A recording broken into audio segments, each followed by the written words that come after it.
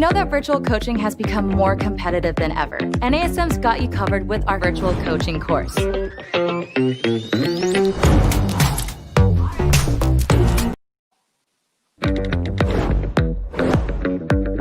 We know that virtual coaching has become more competitive than ever. NASM's got you covered with our virtual coaching course.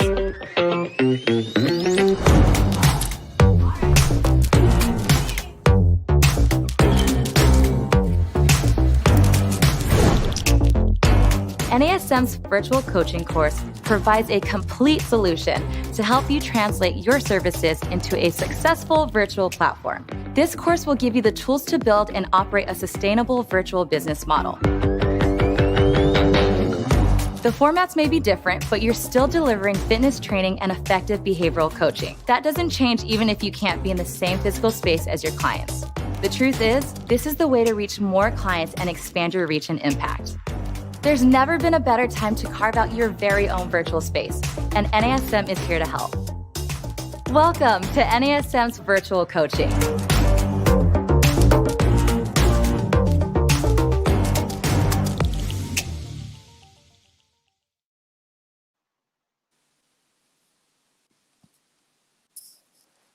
Hey everyone, happy Friday. I'm Angie Miller. Thanks so much for joining us today for our NASM APA podcast on staying stress-free during the holidays. So this is our new mind-body series called Strong Mind, Strong Body. And today I have with me a good friend and also a wonderful presenter and just beautiful person inside and out, Dr. Rhonda Mays.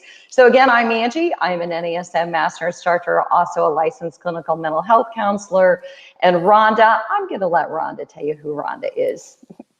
Hi, my name is Dr. Rhonda Mays, and I am a master presenter for AFA, and I have been for a very, very long time. My background is in clinical psychology. I have a PhD in clinical psychology and specialization in health psychology. So that's where the exercise fitness comes in.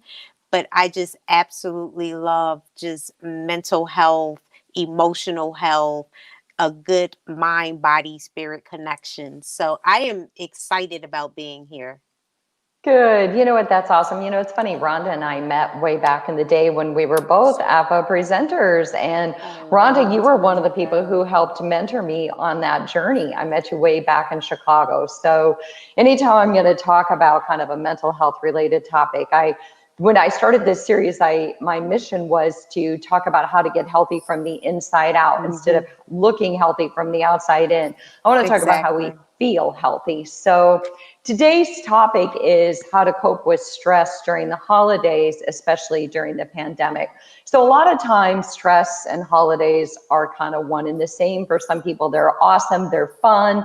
We love getting together with family, but this year is very unique. Our holiday stress is very unique. It comes at a time where everything is probably going to be very different from the way that we gather or don't gather to, who we're surrounded by. So that's what we're going to talk about. We are going to talk about feeling holiday stress during the pandemic. Well, how can we help you cope? Okay.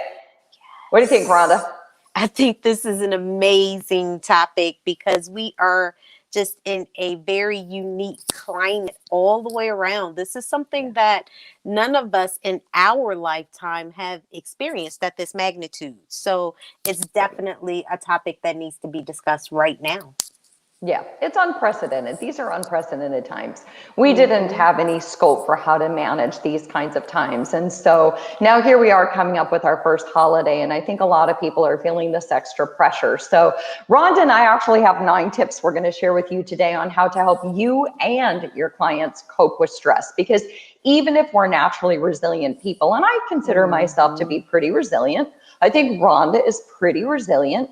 At the same time, no matter how resilient we are, I know I'm questioning mine too. During these unprecedented times, it's testing all of our resilience. Absolutely. So we're going to share 9 coping ways. If you've got something you want to share with us, just add into our conversation, because really the more that we all dialogue with each other and the more that we hear from you, the more inspired we are. So share in the conversation. If not now, then share later, and Rhonda and I will look it up later and we'll talk to you then. So, but one of the first things that Rhonda and I talked about as far as a great coping strategy during these unprecedented times is, number one, first and foremost, as simple as it sounds, just acknowledge your feelings. So I think sometimes we try to suppress. It's like putting a lid on a boiling pot. We try to pretend like we don't feel the way we feel because we're not sure what to do with this big bag of emotions. And some of us didn't grow up knowing how to acknowledge our emotions or how to really take note of them and try to figure out what to do with them. So I think first and foremost, we have to acknowledge how we're feeling. What do you think, Rhonda? I think one of the most important things we can ever do as an individual is be honest with ourselves about ourselves. And sometimes that just takes a moment of just sitting alone. And when you say acknowledge your feelings, even if you have to write them out, how am I feeling about this? How am I responding to this? What am I thinking about this? What am I believing about this? Because when we can openly acknowledge our emotions, then we start a process of being able to effectively manage the emotions as opposed to like containing them in and suppressing them. Yeah, absolutely. We have to give them a voice. And, for some of us, it's harder to tap into our emotions because, again, we didn't grow up in a landscape where we were taught to kind of acknowledge or even take note of our emotions. So instead of putting the lid on the boiling pot, I think first and foremost is just acknowledge what you're feeling. And like you said, maybe you have to write it out. But this year is absolutely going to be different. It's okay if we cry. It's okay if we feel sad. Absolutely. It's okay. I just had my daughter who lives in Colorado tell me the other day she doesn't think she's going to be able to join us for the holidays because she doesn't feel comfortable getting on a plane. So I had to go through my period of sadness. I had to kind of work through that journey and say, it's okay if I cry. It's okay if I don't feel so great about that. And I think we have to do that. We have to acknowledge it, and we don't have to fake it till we make it. First, we just have to acknowledge that feelings aren't good or bad in and of themselves. They're just feelings. Exactly. And we have to accept them, right? Exactly. Once you have the ability, again, to be honest with yourself about yourself, then you can effectively manage the emotions. I have to give you like a funny story. This wasn't during the pandemic. This was a while ago. I was with one of my friends and I was speaking with my friend, and he wasn't being attentive to what I was saying. And I started to feel a type of way. And because I'm so type A, I needed to sit down. And he's like, "What's wrong with you?" And I was like, "I'm feeling an emotion and I don't know what it is. I don't know what this emotion is." And when I was able to wrap, my mind around it, I actually was feeling very jealous because he was being attentive to what he was being attentive to as opposed to being attentive to me. And I had never really kind of grappled with jealousy because by nature, I'm not a jealous person. But as soon as you're able to acknowledge what it is that you're feeling, you're able to effectively manage it. And right from there, we were able to just talk about what I was feeling and why I was feeling that. And we were able to, honestly, we were able to address right in a moment. So. Yeah, that's actually a good story. That's true. And Mm-hmm. sometimes we can't even come up with the word. We're like, I know I feel something. I don't know what I feel. And maybe we don't have a Mm-hmm. word for it. Maybe our word is just expression through tears.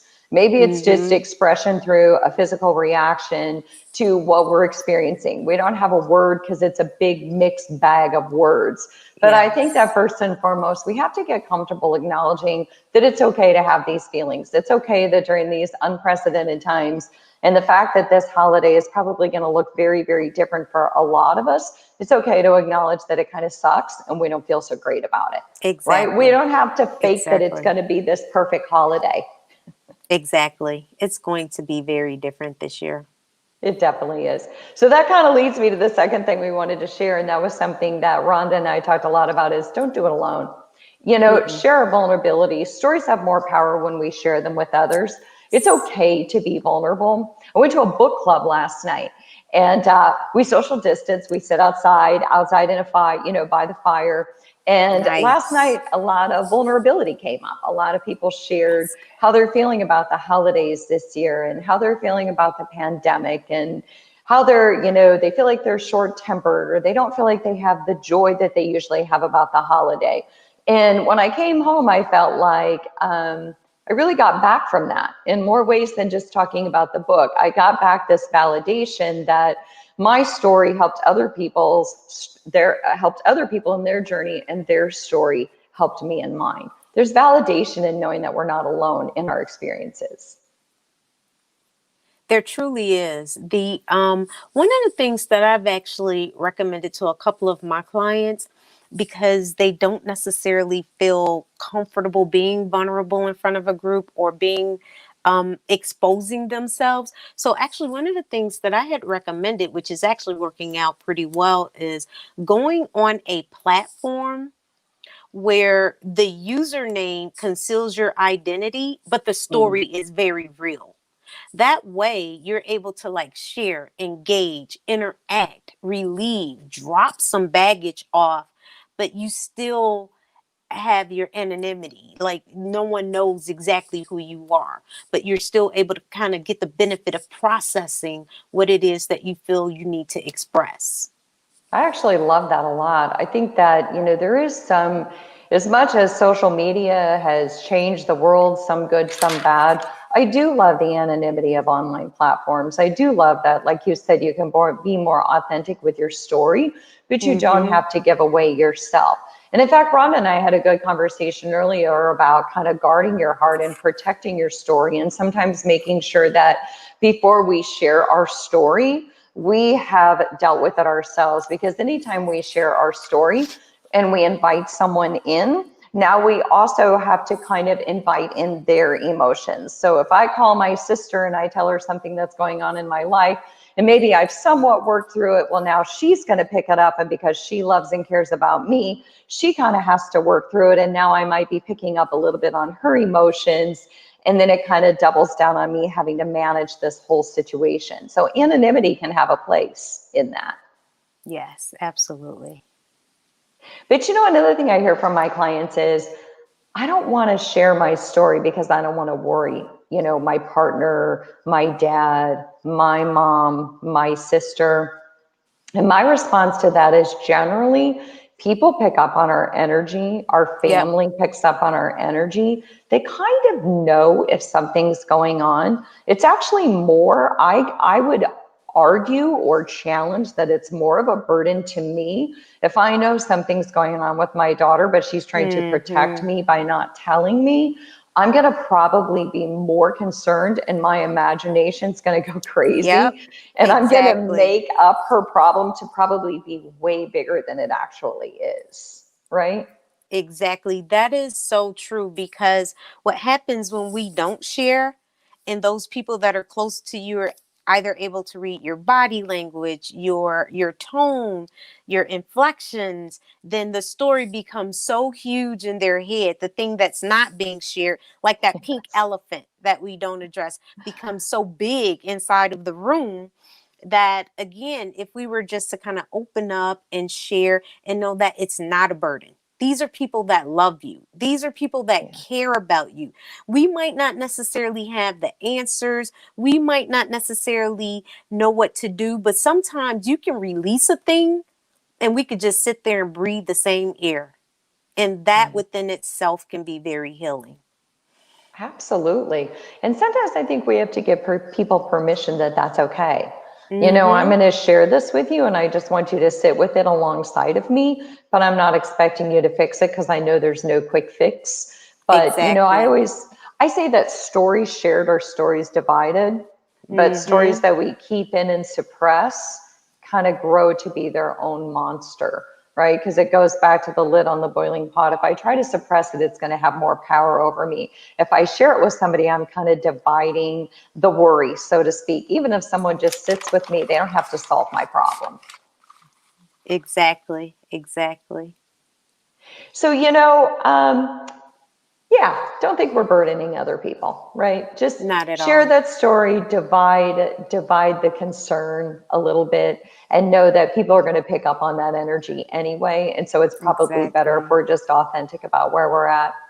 But the other thing Rhonda and I talked about is the shoulds, and we all know how I feel about the shoulds. So shoulds are Mm-hmm. shame, and shoulds are shame, and musts. We talked about, you and I talked once in an earlier episode that we did in the past about Albert Ellis and masturbating, how we must do this and we must do that and we should do this. Exactly. And if Exactly. there is a year to let go of the shoulds, it's this It's year. this year. It's this year.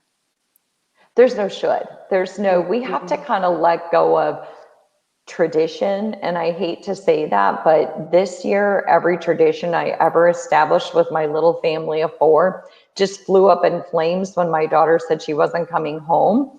So I could either throw a temper tantrum as a parent, and I'm pretty sure that's not going to get her home, and that's going to put a lot of guilt on me and her. Or I could say, you know what? Let's do something differently this year. Let's have Christmas over Zoom. Let's talk and open presents together virtually, right? Yeah, so this is the time to be very flexible and adaptable. This is probably the first year that I'll spend Thanksgiving alone. And so probably one of the most daring things that I'll do is knock on my next door neighbor's house and say, "Can I have Thanksgiving with you guys?" And then give them a list of everything that I like to eat as well.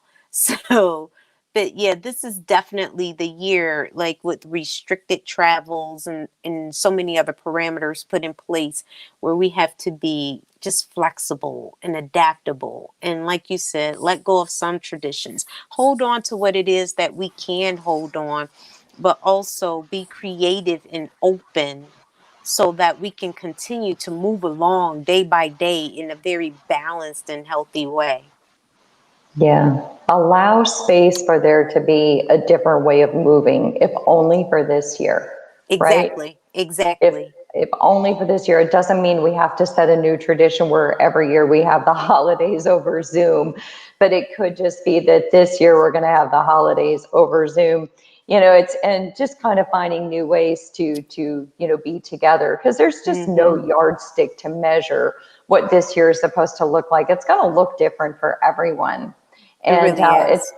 it's funny. I just told my daughter the other day, I said, if you have any friends who are uncomfortable going home and they live local, invite them over to our house, because the more the merrier. And I know that there's people out there who are scared to travel, but they don't want to spend Thanksgiving alone. So I'm actually glad that you brought that up, because I do hope that more people do that. I hope that more people take advantage of the people right around them in their community, and maybe invite in neighbors and just do it differently, spur of the moment. Exactly. Exactly. So my neighbor didn't know what he was saying when he said, "Rhonda, if you need anything," I'm like, "Well, if you saying anything, I need a peach cobbler this year. Yeah. I need that. It's a feel good for me, so I need that." So You need a peach cobbler. I like that. I always yes, need my French apple pie with ice cream. So, yeah, yes, we have to do it differently. And there's not going to be a yardstick to measure. It's going to look very different. But I think that the mm-hmm. biggest thing is letting go of the shoulds this year and understanding that it can. And if there's a should, the only should I would say is that it probably should be different, because Exactly, everything in the world is different right now. exactly, exactly. So, and I'll tell you, if I had a should, I'd be shoulding right now, because my dog just came home. I don't know if everybody can hear my dog in the background, but my puppy just came home, and I think he can hear me up here. So he's putting in his 2 cents and what we should think about this holiday season. Exactly, exactly. And letting you know they have Purina has puppy ice cream now. So if you haven't gotten it, get him his Thanksgiving treat. You know what? My husband mentioned, yeah, that Ben and Jerry's is coming out with jaw or puppy ice cream too. So there you go. Mm-hmm. But the other thing that we want to talk about is to embrace who people are and not who you want them to be. And Oh, so that absolutely. sounds so simplistic, but I saw the funniest meme, and it was, if you want to cut down on your Christmas shopping this year, be sure to bring up politics over Thanksgiving dinner. That is hilarious. That drudges up a significant amount of emotions. I mean, that with the pandemic and just the political climate and the moral decay, it causes people to have a level of friction when sometimes there doesn't even need to be. And so we just as individuals have to take responsibility and accountability for our own behavior, our attitudes, our beliefs, and what we bring to the table and how we show up to the party. Yeah. It's funny because in book club last night, there were two people that mentioned that this year at Thanksgiving, the tribe of people who they were going to be with was different because of what was going on in the political climate. And I just said, what if we just don't talk politics? What if we just get together and we just realize and recognize that we all have differences, and probably this year more than any other year, it's probably pretty critical that we put those differences aside, again, if only for a day. If only just to be together and celebrate that togetherness and to offer one another some type of support, because many people, again, can't travel far to see family. So why not put aside those differences, if only for the day? Exactly. That's exactly what we need to do, especially when you're talking about significant holidays. Thanksgiving is one of the holidays by which this country is kind of predicated on, and we get together for that very thing. And so the fact that it's going to be so different and so many individuals are going to be isolated, but like you said at the very beginning, even those individuals that have a knack for being resilient, we have to be flexible and figure things out differently. Like I have to, on short notice, find someone who can make some delicious peach cobbler because that's what I really want. That's what I really need. So I need to make sure that I'm getting my needs met while also being available for my neighbors as well, and the things that they need and the things that they need to discuss and, unload as well. Right. Absolutely. Just being available to each other in the best way that we can be. And that's just being connected as human beings in spirit. We don't have to agree on everything. And we can Not at certainly all. probably attest to the fact that many of us are not going to agree on politics of all things. So, but also just strong emotions. Yes. Sometimes the holidays brings about a lot of stress in people, and stress brings about strong emotions. And so people, especially who are prone to kind of having more roller coaster type of emotions, are going to have stronger reactions during the holidays because that's just their nature. So their emotions might come in like a tidal wave, and just like a tidal wave, they just sort of explode.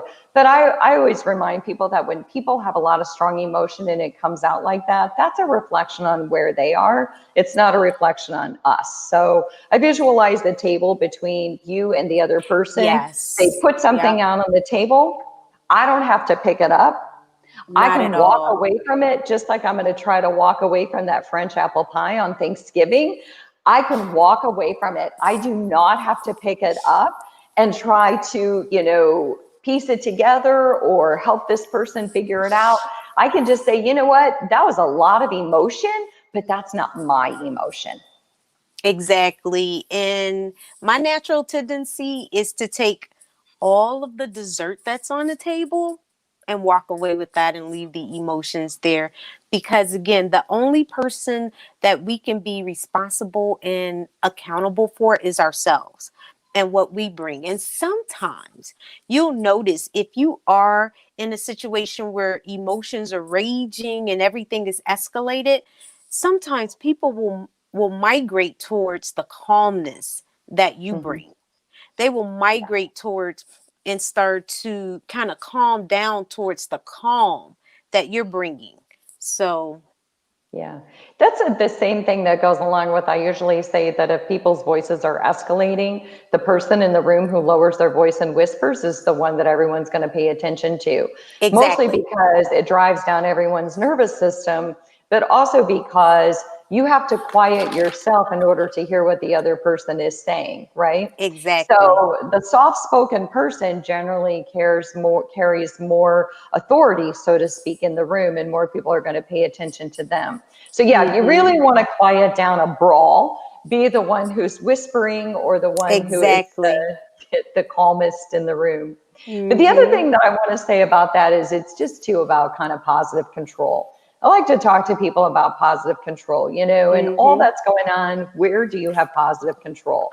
And I think in terms of positive control, like where can I make the biggest difference? Well, you know what? I can exercise the morning of Thanksgiving. I can, make sure that there's food that I enjoy eating. I can, stay social throughout the holidays as much as possible, even if it's via Zoom. So where do we have positive control? I think that's what we really need to focus on. We all say that there's so much about this pandemic that we can't control, but I think a lot of times we forget how much positive control we actually have in our world.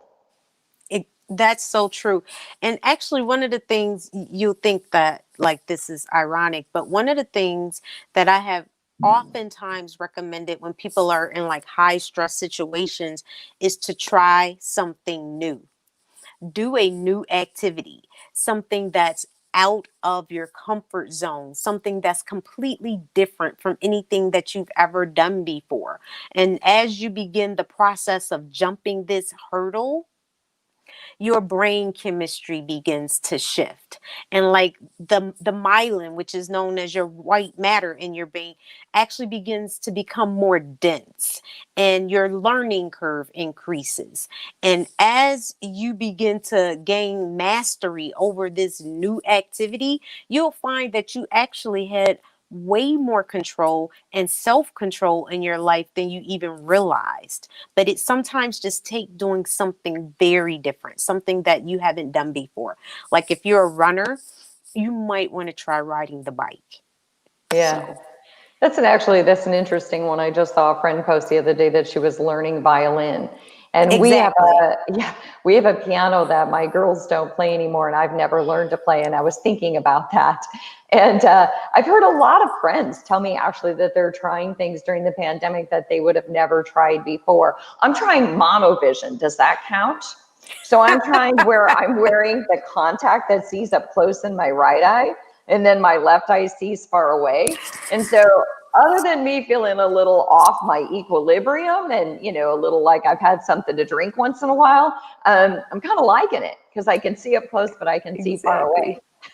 Exactly. You know what? And actually, that you mentioned the piano, I just started playing like maybe about a month ago. So, I've always had the keyboard in my house and I just never really played it. And I downloaded an app, and like already I'm playing with both hands, like left and right hand. So there's so much resources on the internet that could teach you how to do anything. So, if you want to remain resilient, if you want to remain balanced, if you want to remain focused, then, you just take on that personal responsibility of just doing things to expand yourself as a person. Okay, I love that. You know what? I never thought about that. Why didn't I think about that? I'm going to have to get that app from you. I need to Oh, learn how to yeah. play piano. Yeah. Simply piano. Oh, is that a Okay. plug? Is that a plug? That's not I don't plug. know. You know what? I didn't even hear what you said. What'd you say, Rhonda? All right. So the next tip that we were going to share is, if only just for now. So I use that one a lot, if only just for now. So you know what? How about just for this year, we deal with Thanksgiving differently? Or how about just for this year, we deal with the holidays differently? But a lot of times as I'm going through my day, I say things like, you know what? If only just for now. So, Mm-hmm. it kind of goes along with like when I'm running, if I'm losing motivation, I'll say I'm just going to run for 5 more minutes. And then when the 5 minutes is up, I say, okay, I'm going to go just for 5 more minutes. So Mm-hmm. Mm-hmm. sometimes it's just a gentle reminder. If I can make it through today, then I can make it through tomorrow. So, if Exactly. only just for now, I'm just going to feel what I feel, but these feelings won't last forever. I'm going to think what I think, but these thoughts won't last forever. That is so true. And there is a power in the now. There is a power in allowing your full self to show up and be present. There is a power that comes with being right there in the moment and just being fully engaged and fully available. A lot of us have a tendency to spend time in a place, and our minds are focused on a million other things that we need to do once we leave that place. However, Mhm. we receive the most benefit and we give the most benefit when we are fully available, when we're fully there. This is my whole self. I'm all the way here. I'm at the party. Yeah, absolutely. Are It's there funny because desserts? you know what, I hope so. I'm not gonna lie, I'm not walking away from that French apple pie at Thanksgiving.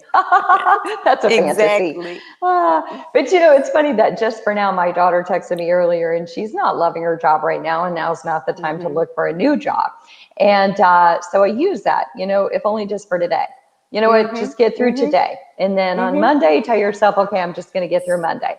And on Mm-hmm. Tuesday, I'm just going to get through Tuesday. But she thinks miles and miles and miles ahead and works Mm-hmm. through a million scenarios. And that drives so much stress for all of us. And so just for now, we're just going to stay with where we're at with what's going on. Exactly. Exactly. And it just helps us emotionally manage things better. So Yeah, that way we're not focused on things that aren't even in our control anyway.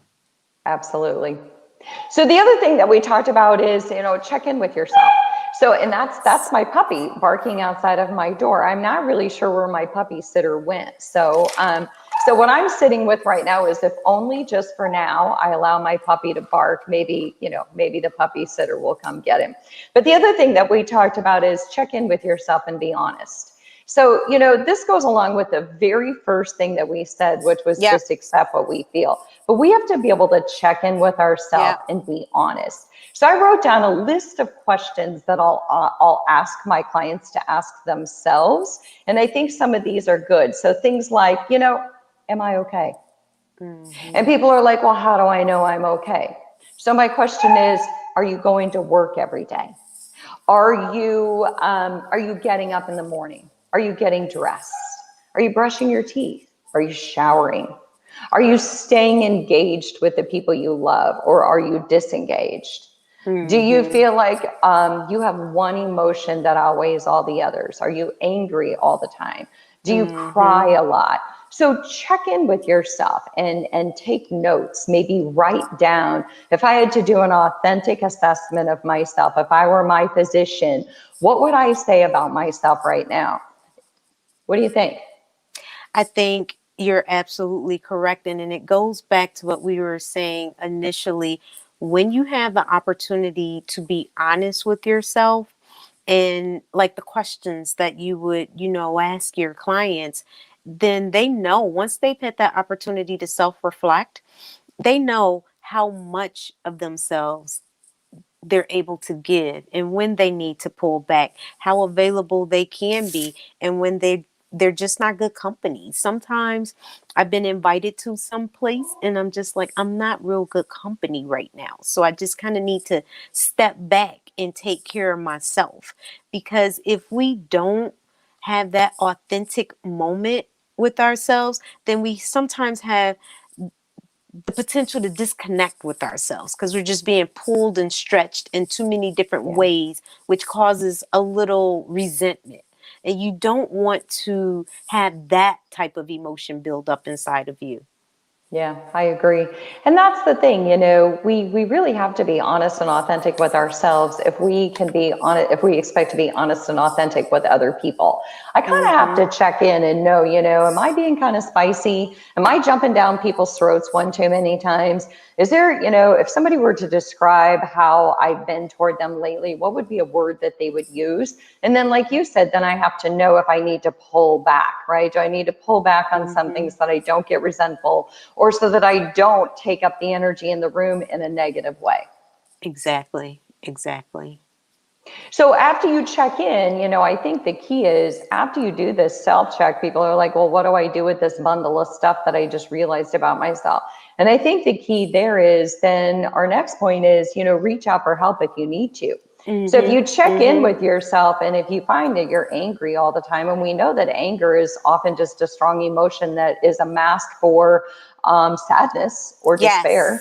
Yes. So if Yes. you're angry all the time, underneath all of that, there's Mm-hmm. probably some sadness.